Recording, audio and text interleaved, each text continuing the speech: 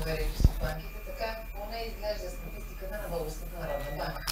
От институцията съобщиха, че през август депозитите са достигнали близо 58 милиарда и 400 милиона лева. Колко пари са внесли реално банките и гражданите и колко фирмите? Въпрос към нашия репортер Десислава Георгиева. Здравейте си!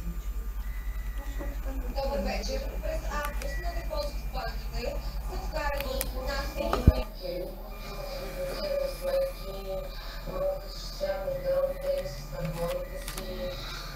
Лоши работи се случва с тях. И това са голяма загуба и продължават.